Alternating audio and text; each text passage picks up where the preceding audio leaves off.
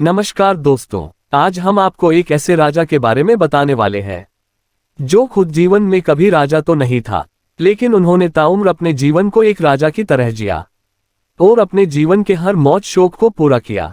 दोस्तों, राजा रवि वर्मा, जिसने अपनी कला की बदौलत काफी नाम कमाया, जिससे न केवल राज दरबार बल्कि सामान्य जन में भी उनका काफी नाम हुआ था। 20वीं सदी में केवल राजा रवि वर्मा ही एकमात्र ऐसे भारतीय चित्रकार थे जिनको ऑयल पेंटिंग आती थी। उन ऑयल पेंटिंग से उन्होंने भारतीय देवी देवताओं को उभारा जो एकदम सजीव लगे, जिसे भारतीय हिंदू अपने घरों में देवताओं की तरह पूजने लगे। इससे पहले केवल मूर्तियों का प्रचलन था और मंदिर जाना पड़ता था, लेकिन राजा रवि वर्मा की चित्रों की बदौलत ईश्वर घर घर पहुंचे थे। आइए आपको उस महान कलाकार के जीवन के सफर से रूबरू करवाते हैं। राजा रवि वर्मा का जन्म 29 अप्रैल 1848 में केरल के किल्लीमनूर गांव में हुआ था। उनका परिवार त्रावणकोर के शाही परिवार से संबंध रखता था। बचपन से ही रवि वर्मा को चित्र बनाने का बहुत शौक था और वो अपने घरों की दीवारों पर कोयले से चित्र बनाया करते थे। भाग्यवश कोयले से दीवार पर चित्र बनाने के कारण उनके चाचा ने रवि वर्मा को मारन की बाजी उनकी कला को पहचाना और उसे अपने साथ तिरुवनंतपुरम के शाही दरबार में लेकर आ गए, जहां उनको कला की प्रारंभिक शिक्षा दी गई। राजा एलियम थिरुनल के महल में राजा रवि वर्मा ने अनेक प्रकार की भारतीय और पाश्चात्य सभ्यता के चित्र देखे। इन चित्रों को देखकर उन्हें यूरोपीय चित्रों में एक गहराई दिखी जिसे वो भी अपनी चित्रकला में समाहित करना चाहते थे।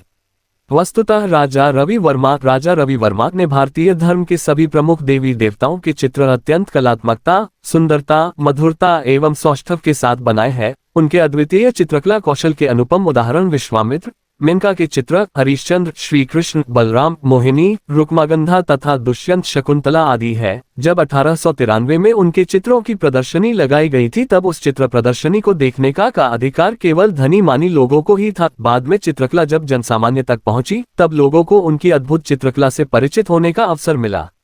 राजा रवि वर्मा भारत के चित्रकारों में अपना अद्वितीय स्थान इसलिए रखते हैं क्योंकि उनकी कला की तकनीकी प्राचीन और यूरोपीय कला शैली के बेजोड़ समन्वय की विशिष्टता लिए हुए है। भारतीय सामान्य जनमानस में वे इसलिए लोकप्रिय हुए क्योंकि उन्होंने हिंदू देवी देवताओं के अत्यंत सुंदर एवं स्वाभाविक मुद्रा में ऐसे चित्र बनाए जो अत्यंत सजीव तथा श्रद्धा से युक्त जान पड़ते हैं। उनकी चित्रकला में तेल चित्रों का सुंदर रूप मिलता है। ट्रावणकोर के तत्कालीन महाराजा एलियम थिरुनल ने राजा रवि वर्मा को संरक्षण प्रदान किया, जिसके बाद उनका विधिवत प्रशिक्षण प्रारंभ हुआ। मदुरै में उन्होंने चित्रकारी के मूल तत्व सीखे। बाद में रामास्वामी नायडू ने उन्हें वाटर पेंटिंग में और डच चित्रकार थियोडोर जेनसन ने ऑयल पेंटिंग में प्रशिक्षण दिया। ब्रिटिश प्रशासक एडगर थस्टन ने राजा रवि वर्मा और उनके भाई के करियर को आगे बढ़ाने में महत्वपूर्ण भूमिका निभाई। सन 1878 में वियना के एक प्रदर्शनी में उनके चित्रों का प्रदर्शन किया गया, जहां उन्हें एक पुरस्कार भी मिला, जिसके बाद उनका नाम और चर्चित हो गया। वर्मा के चित्रों को सन 1893 में शिकागो में संपन्न वर्ल्ड्स कोलंबियन एक्सपोजिशन में भी भेजा गया, जहां उन्हें 3 स्वर्ण पदक प्राप्त हुए। उन्होंने चित्रकारी के लिए विषयों की तलाश में समूचे देश का भ्रमण किया। वे हिंदू देवियों के चित्रों को अक्सर सुंदर दक्षिण भारतीय महिलाओं के ऊपर दर्शाते थे। राजा रवि वर्मा ने महाभारत के महत्वपूर्ण कहानियों जैसे दुष्यंत और शकुंतला और नल और दमयंती के ऊपर भी चित्रकारी की।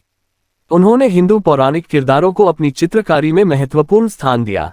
राजा रवि वर्मा के आलोचक उनकी शैली को बहुत ज्यादा दिखावटी और भावनात्मक मानते हैं, पर उनकी कृतियां भारत में बहुत लोकप्रिय हैं। उनके कई चित्र बड़ौदा के लक्ष्मी विलास पैलेस में सुरक्षित हैं। उनकी सुव्यवस्थित कला शिक्षा ने राजा रवि वर्मा की सफलता में महत्वपूर्ण योगदान दिया। सबसे पहले उन्होंने पारंपरिक तंजावुर कला शैली प्रशिक्षण प्राप्त की, जिसके बाद यूरोपीय कला और तकनीक का अध्ययन किया। राजा रवि वर्मा की कलाकृतियों को 3 प्रमुख श्रेणियों में बांटा जा सकता है। आधुनिक भारतीय चित्रकला को जन्म देने का श्रेय राजा रवि वर्मा को जाता है। उनकी कलाओं में पश्चिमी रंग का प्रभाव साफ नजर आता है। उन्होंने पारंपरिक तंजावुर कला और यूरोपीय कला का संपूर्ण अध्ययन कर उसमें महारत हासिल की थी। उन्होंने भारतीय परंपराओं की सीमाओं से बाहर निकलते हुए चित्रकारी को एक नया आयाम दिया। बेशक उनके चित्रों का आधार भारतीय पौराणिक कथाओं से लिए गए पात्र थे, लेकिन रंगों और आकारों के जरिए उनकी अभिव्यक्ति आज भी प्रासंगिक लगती है। उन्होंने उस समय में खुलेपन को स्वीकार किया जब इस बारे में सोचना भी मुश्किल था। राजा रवि वर्मा ने इस विचारधारा को न सिर्फ आत्मसात किया, बल्कि अपने कैनवस पर रंगों के माध्यम से उकेरा भी। यही कारण रहा कि उनकी कलाकृतियों को उस समय के प्रतिष्ठित चित्रकारों ने स्वीकार करने से इनकार कर दिया था। फिर भी उन्होंने प्रयास नहीं छोड़ा और बाद में उन्हीं चित्रकारों को उनकी प्रतिभा का लोहा मानना पड़ा। उन्होंने अपनी चित्रकारी में प्रयोग करना नहीं छोड़ा और हमेशा कुछ अनोखा और नया करने का प्रयास करते रहे। अक्टूबर 2007 में उनके द्वारा बनाई गई एक ऐतिहासिक कलाकृति, जो भारत में ब्रिटिश राज के दौरान ब्रितानी राज के एक उच्च अधिकारी और महाराजा की मुलाकात को चित्रित करती है, 1.24 मिलियन डॉलर लगभग 6 करोड़ में बिकी है। इस पेंटिंग में त्रावणकोर के महाराज और उनके भाई को मद्रास के गवर्नर जनरल रिचर्ड टेम्पल ग्रेनविले को स्वागत करते हुए दिखाया गया है। ग्रेनविले 1880 में आधिकारिक यात्रा पर त्रावणकोर गए थे, जो अब केरल राज्य में है। विश्व की सबसे महंगी साड़ी राजा रवि वर्मा के चित्रों की नकल से सुसज्जित है। मानवीय आकृतियों वाले चित्र तथा इतिहास व पौराणिक घटनाओं से संबंधित चित्र। चित्रकला की शिक्षा उन्होंने मदुरै के चित्रकार अलाग्री नायडू तथा विदेशी चित्रकार श्री थियोडोर जेनसन से, जो भ्रमणार्थ भारत आए थे, पाई थी। दोनों यूरोपीय शैली के कलाकार थे। श्री वर्मा की चित्रकला में दोनों शैलियों का सम्मिश्रण दृष्टिगोचर होता है। उन्होंने लगभग 30 वर्ष भारतीय चित्रकला की साधना में लगाए। मुंबई में लिथोग्राफ प्रेस खोलकर उन्होंने अपने चित्रों का प्रकाशन किया था। उनके चित्र विविध विषय के हैं, किंतु उनमें पौराणिक विषयों के और राजाओं के व्यक्ति चित्रों का आधिक्य है। विदेशों में उनकी कृतियों का स्वागत हुआ, उनका सम्मान बढ़ा और पदक पुरस्कार मिले। पौराणिक वेशभूषा के सच्चे स्वरूप के अध्ययन के लिए उन्होंने देशाटन किया था। 1 प्रतिकृति या पोर्ट्रेट, 2 मानवीय आकृतियों वाले चित्र तथा 3 इतिहास व पुराण की घटनाओं से संबंधित चित्र। यद्यपि जनसाधारण में राजा रवि वर्मा की लोकप्रियता इतिहास, पुराण व देवी देवताओं के चित्रों के कारण हुई, लेकिन तैल माध्यम में बनी अपनी प्रतिकृतियों के कारण वे विश्व में सर्वोत्कृष्ट चित्रकार के रूप में जाने गए। आज तक तैलरंगों में उनकी जैसी सजीव प्रतिकृतियां बनाने वाला कलाकार दूसरा नहीं हुआ।